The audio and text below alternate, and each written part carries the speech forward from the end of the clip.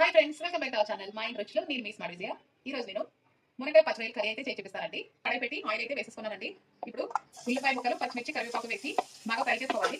ఉల్లిపాయలు అయితే మనకి బాగా ఫ్రై అయిపోయి కదండి. క్లీన్ చేసి పెట్టుకున్న పచ్చడిని అయితే ఇందులో వేసేసుకుంటున్నాను. ఇప్పుడు మనం మునక్కాయలు కూడా వేసేసుకుందామండి. ఇప్పుడు రెండు బాగా కలిపేసుకుని మీడియం ఫ్లేమ్ లో ఒక 5 నిమిషాలు అయితే బాగా మగ్గించుకోవాలి. ఇలా మగ్గిన తర్వాత ఒక హాఫ్ టీ స్పూన్ అల్లం వెల్లుల్లి పేస్ట్ అయితే వేసుకుని ఒక 2 నిమిషాలు పచ్చివాసన పోయేంత వరకు అయితే బాగా కలుపుకోవాలండి.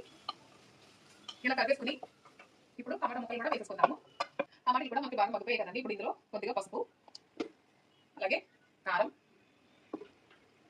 రుచికి సరిపడా ఉప్పు ఇవి ఒకసారి మనం బాగా కలిపేసుకుని కొద్దిగా వాటర్ అయితే వేసుకుందామండి.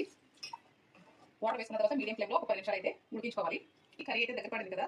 ఇప్పుడు కొద్దిగా గరం మసాలా అయితే వేసేసుకుందాము. వేసుకుని ఒక 5 నిమిషాలు అయితే ఉడికించుకోవాలండి. మనకి మునక్కాయ పచ్చడి కర్రీ అయితే రెడీ అయిపోయిందండి. చివరిగా కట్ చేసి పెట్టుకున్న కొత్తిమీర కూడా వేసేసుకుంటున్నాను. మరొక రెసిపీతో మళ్ళీ మీ ముందుకు వస్తాను. Thanks for watching. బాయ్ అండి.